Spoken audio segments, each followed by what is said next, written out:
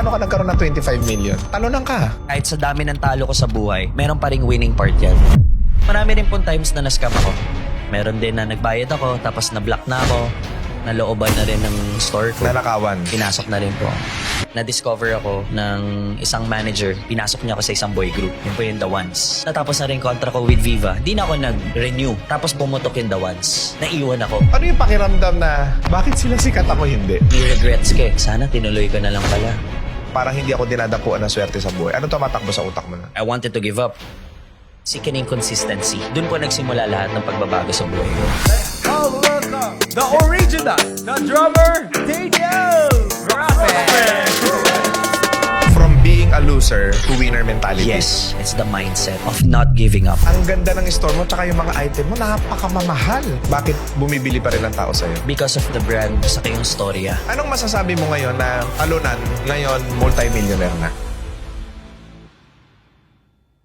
Alright, so good morning, good afternoon, and good evening mga boso. Nandito na naman tayo sa pinakabagong episode ng RDR Talks. At syempre, alam nyo naman na laging espesyal ang ibinabahagi namin sa RDR Talks dahil espesyal na kwento ng tagumpay ang RDR Talks. At makakasama natin ang owner ng Flip Phenomenal Soul. Isa sa iniidolo kong social media content creator, Boss Dane Grospe. Hello boss! Po. Thank you so much, Sir Raymond, for having me po. Anong pakiramdam na nakakapagbigay ka ngayon ng oportunidad sa maraming tao? Actually, I featured one person. Bumili siya ng sapatos for her wife. Pero dahil nangailangan sila at that season of their life, kailangan niya ibenta. Nung binenta niya sa akin, na-feel ko na God was telling me to help him. Binigyan ko siya ng extra bonus, binili ko yung sapatos niya, binigyan ko siya pang date sa asawa niya. Bakit ba pumatok ito sa mga Pilipino? Pagdating sa sapatos, everybody loves stories behind sneakers eh. Pag si Jordan ang pinag-usapan or Travis Scott, it's like you're getting an award every time you get a pair of sneakers from them. As a collector, Meron kayong tinatawag na brand new dead stock. Yes. Yan yung mga sapatos na hindi namin pinapafit. Fresh talaga siya. Meron namang VNDS, yan yung mga finifit. Pwede mong sukatin in store. Paano nyo nalalaman na ito ay VNDS, BNDS, fit used? Pagdating sa loob ng sapatos, makikita mo yung mga himulmol ng mga medyas. Ha? Kita yon? Saka yung insole kasi ng sapatos, lalo na sa Jordan, alam mo pag sinukat. Di ba may Jordan logo po sa loob ng insole? Makikita mo yan pag ginamit yun eh. Meron na siyang uka. Masyadong sensitive yung part na yun sa loob. Malalaman mo agad, saka sa smell. Di ba may nag-trending kasi niya inaamoy? Totoo yes. yun? Pero syempre, tinatanong muna namin kung brand new. Pag used, di na namin aamoy yan, di ba? Pero nakaamoy ka na ng used. Maraming beses na. Paano kung finit lang na gano'n? Malalaman nyo pa rin yun? Malalaman mo pa rin po yun kasi very sensitive ang mga sapatos lalo na pag Jordan. Malalaman mo yung crease na tinatawag namin sa toe. Pag meron na yung parang gumuguhit, pumapasok na yung paa sa sapatos. Exactly. Sa ilalim po kasi ng Jordan, may tinatawag kami mga stars. Oo. Pag naapak na yan, nagkakaroon na ng mark na used. Nababawasan yung stars. Milyon-milyon ang halaga niyan eh. Sobra no? po. Bago mo narating ito, kamusta ang childhood mo? Si Dane po, walang-wala. I was 14 years old. Ang ginagawa ng mami ko sa akin, dinadala niya ako sa iba't ibang singing contest, sa mga Mr. Pogi. Nag-aaral ako noon, pero ang focus ko na maging artista. Pag nagsisimula ka bilang artista, di ba, extra lang. Tapos ang babayad lang sa amin ng 500 pesos. O may extra sa mga pelikula? Yes. Sa mga teleserye. Anong mga teleserye ito? Marami na po eh. Sansulok ng Langit, kay Oyo Boy Soto, Maxine Magalona, yung mga ganon. Basta mabigyan din ako na exposure. Yun kasing concept ni Mama at Daddy eh. Makita ko sa TV, baka may chance na ma-discover ako. Pero yes. naging artista ka ba? After Mr. Pogi 2016, nanalo po ako ng grand champion ako doon. Saan? Screen Test Idol po sa 8 Bulaga. Nanalo po ako ng 1 million na. Unti-unting gumanda ang pamumuhay ninyo. Doon po mas nahirapan kami afterwards because na-mismanage yung pera. Saka akala namin after the title, tuloy-tuloy na yung projects na darating sa akin. Exactly. Pero hindi pala. After nung pag-champion ko, naging extra lang din ako sa mga iba't ibang teleserye. Hindi ka nabigyan ng main role? Nabigyan ako ng main role pero yung TF na nakukuha ko sa puyat, araw-araw na taping, 2,000, 1,500, grabe. Anong ginawa mo sa buhay? Doon po ako napasok sa pagbabanda. Na-discover ako ng isang manager. Pinasok niya ako sa isang boy group. Yun po yung The Ones. Ano nga pala yung sikat na kanta Hindi ng The tayo Ones? pwede. Oh yun, napakaganda nun eh. Yes, opo. Hanggang ngayon ba existing pa rin yung The Ones? Existing pa rin po sila. Meron pa pong 2 original members. Nandun ka pa nun? Nandun pa rin po ako yun. That was before pandemic. Walang-wala din ako nun. Natapos na rin kontra ko with Viva. Di na ako nag-renew. Tapos pumutok yung The Ones. Naiwan ako. Anong masasabi mo sa buhay? I think si Lord, dinadala niya lang ako doon pero hindi talaga yun yung path ko. Kasi I have other stories in the past ng childhood ko na nakokonek ko na siya ngayon bakit nandito ako sa sitwasyon na to eh. Bata pa lang ako, mahilig na ako sa sa sapatos. Hustler na ako, nagbebenta ako ng mga Pokemon cards, nagbebenta ako ng mga lahat ng pwede kong ibenta nang nag-aaral ako sa school. Bakit paulit-ulit na parang hindi ako dinadapuan ng swerte sa buhay? Ano tumatakbo sa utak mo na? I wanted to give up kasi no one really supports me. Even my parents couldn't support what I do. I couldn't even go to school kasi wala naman akong pang-aaral. Hindi ka nakapag-aral. Nakapag-aral po ako until college lang. Undergrad po ako. Pag exam namin, pinapalabas ako kasi kailangan gumawa ng promissory note kasi hindi kami bayad ng tuition fee. I really need to break this chain of lagi kang talo. Pero buo family nyo. I'm very blessed na kasama ko po silang lahat. Maraming mga nanonood ng video na ito ngayon na feeling nila talunan din sila sa buhay. Marami silang inattempt, kaso nga lang hindi nila nakukuha yung success. Ano masasabi mo tungkol sa mga ganun? Don't give up. You just keep trying. May pagkakataon ba na may taong nagsabi sa'yo na tigil mo na yung ginagawa Marami mo? po. Even my own parents. Mag-aral ka na lang. Until I get to the point na nagbanda ako, sinuway ko talaga yung magulang ko. And then right after ng sumikat sila, ano yung pakiramdam na bakit sila sikat ako hindi? As human being, we will feel jealous. May regrets ka eh. Sana tinuloy ko na lang pala. Pero when one door closes, meron man nag-open. I was blessed na during pandemic, nakilala ko naman to si Coach Mav. Ano naman ginawa sa'yo nitong tao na to? Sobra pong layo kasi basketball team. I was invited to go to their house to write a song for Mavs Phenomenal. Pagpunta ko doon, ang gaganda ng katawan. Ako sobrang taba ko po noon. I was 260 plus pounds. Si Coach Mav ang isa sa mga may pinakamalaking impluwensya sa buhay mo. Sobrang laki pong impluwensya niya sa akin. Saka sobrang thankful ko po sa tao na yan. Ano ang naibahagi niya sa'yo? Bakit nakapag-ambag siya dun sa mga panalo mo sa buhay? It's the mindset of not giving up. Sickening consistency. Huwag ka titigil hanggat di mo nakayanin, hanggat sa tingin mo wala nang naniniwala sa'yo. Yun yung tinuturo niya sa amin. Not just pertaining to basketball, but in general. From being a loser to winner mentality. Yes. Sabi niya at first, what's the hardest part? Sabi ko, magpapayat. Change your mindset, do it. Nag-iba po lahat. Even yung anxiety attacks na bawasan, yung depression na bawasan. Kasi filled na ako with so many activities. Tapos mag-workout ako with the basketball team. Gaano ka-importante na tama ang circle of friends mo? Doon ko lang na-value na talagang dapat pinipili mo talaga yung mga taong makakasama mo. Yung mindset, yung environment, doon po nagsimula lahat ng pagbabago sa buhay ko. From being a loser to winner mentality. Yes. Kung sa akin, before I get to this point, si Coach Mav, Ate Awi, ganun din yung partner ko ngayon. Dati ex ko pa lang siya. Pati relationship na ayos, no? Pati ni relationship na ayos. Ano yung in-adjust mo sa sarili mo na impluwensya nila from being a loser, now you are consistently winning? Simplicity ng buhay.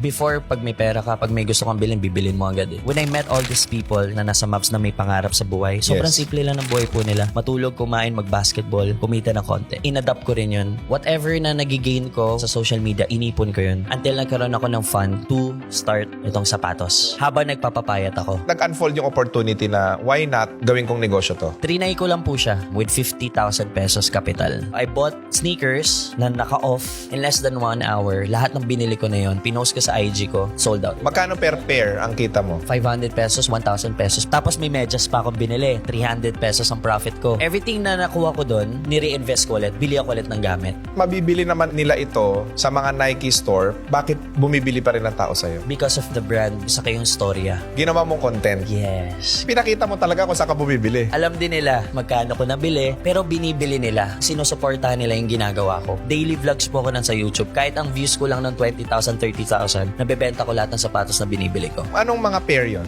Pang basketball lang po, mga Nike, Giannis, Paul George. Sa 50 mil ilang pair yun? I started with 7 pairs, a couple of bags, and socks. Pagkabenta lahat, naging magkano siya? 70. Binili mo ulit. Binili ko po ulit. Napunta na ako sa Jordan kasi medyo mahal ang bentahan nun eh. Retail pa lang nito, 5,000 na. Tapos yung mga rare pa, ibang usapan na yun. Magkaya nito. Yes, yung 50,000 na kapital ko, baka isang sapatos lang sa mga rare yun. Paano makakabili ng retail ng mga ganitong pair? Meron po kasing tinatawag na raffle online. You can also go sa mga Nike store, sa mga Jordan Manila. May natutulog po doon. Mga pumipila talaga just to get a pair of sneakers. Pero sa sobrang daming reseller sa Pilipinas, in 1 minute sa Nike app, sold out. Grabe pala yung negosyo na yan, no? Sobra po. Ang hirap. Bakit mahal yung mga off-white? It's a luxury brand. They collaborated with a lot of big brands also. So when they did a collaboration with Jordan, the story behind that, Virgil Abloh, Michael Jordan, to get a pair of that, meron ng history yon. Magkano yung retail no nung lumabas? 10,000 plus. Magkano ang naging bentahan ngayon? 100,000, 200, 300. Depende pa sa model ng sapatos. Paano nakakapag-come up ng price niyan yung mga reseller? Kung gaano ka-rare, kung gaano kahirap hanapin. Nagsa-start yan sa marketplace namin, Sneakerhead. May community po kami. Shoutout sa SoSlam community. Okay, and then? Actually, mas mura talaga mga online reseller compare sa mga merong mga legit thrift stores. Oo. Ang ginagawa namin, pasahan lang. Dinadagdagan namin Yun ng yung mga profit. pumupuntang bata sa'yo. Yes. Sobrang sipag po ng mga batang nagbebenta sa store namin and we are very blessed kasi hindi na kami kailangan gumawa ng dirty work for them. Na pumila, Sila na po lahat mag-abang. yun. So if they make 1,000 to 1,500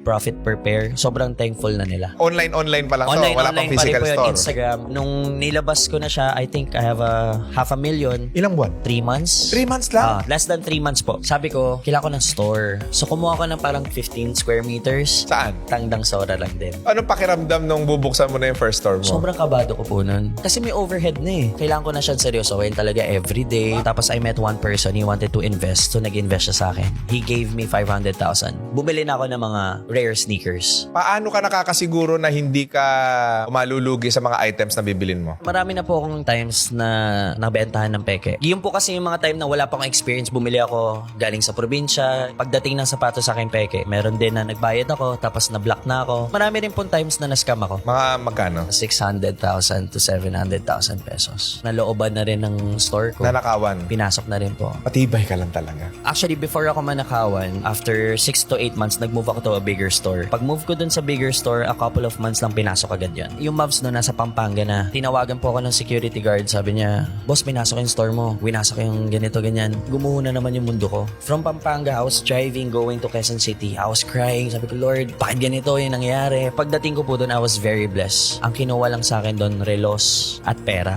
Not a single pair of sneakers was stolen from me. I cried talaga. Like a baby. I was so thankful to God. Lagi kang talo sa buhay eh. Bakit binibless ka pa rin? It's the purity that I have. I just want to inspire a lot of people. Kahit sa dami ng talo ko sa buhay, meron pa ring winning part yan. We were offered to get a prime location in Tomas Morato. Sobrang ganda ng story na yan kasi nung in-offer sa amin yan, I couldn't believe that was the price. Yung owner ng building na yun was nanonood din sa akin. So he gave me 4 units. I have 2 stock room, 1 editing room, and 1 main branch. Then we started doing contents. Ang ganda ng store mo tsaka yung mga item mo, napakamamahal. Kagaya niya, mga dating ape, mga magkano yung ganyan? Nasa 6,000. Yung Drew, magkano? 8 to 6,000. Ganon din ang game niyan, parang sa shoe din. Pag streetwear talaga lahat eh. Even accessories, cap, Magkano na yung stock on hand mo ngayon? 22 to 25 million. 25 million? Apo. Teka lang, talunan ka. Paano ka nagkaroon ng 25 million? You just need to keep grinding. Sickening consistency. Have you imagined yourself na magkakaroon ka ng ganitong success sa buhay mo? Yes. Pang-entrepreneur ka talaga. Alam ko papasok ako sa ganitong industry. Tatayo po ako ng restaurant ngayon sa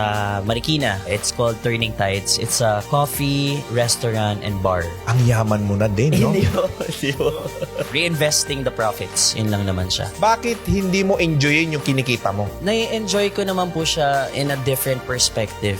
Ito, medyo weirdo. I like going to different hotels and sleeping sa mga beds. Punta ako sa Okada, kakain ako sa magandang restaurant. After a day, tapos na. And then I work. Anong masasabi mo ngayon na from talunan, ngayon multi-millionaire na? It all reflects to what's in your heart. All my employees are teenagers. Some of them are working students. Yung mga hindi natatanggap sa trabaho, yun yung kinukuha ko. I have this heart of helping because I know where I came from. Sa palagay mo, bakit ka paborito ng Diyos? Ever since never ko siyang bliname sa lahat na nangyari sa akin. In fact, I am thankful and grateful. Kahit nung walang-wala kami ng family ko noon, I was still thankful kasi nagigising kami. Kahit kumakain kami, naghahati-hati kami ng ulam. Maging grateful ka kahit ano pan mangyari sa Kahit buhay talo mo. ka. As long as you don't accept that you're a loser, pag flip mo ng page, meron pang another chapter. Okay. Magkano yung pair na nasa unahan ko ngayon? This one is the Air Dior. It only has 8,500 pairs. Kasama na yung lows at high doon. This one is around 500 to 550,000 pesos each. Dead stock po yan. Never na fit. Binibenta to? Binibenta po yan.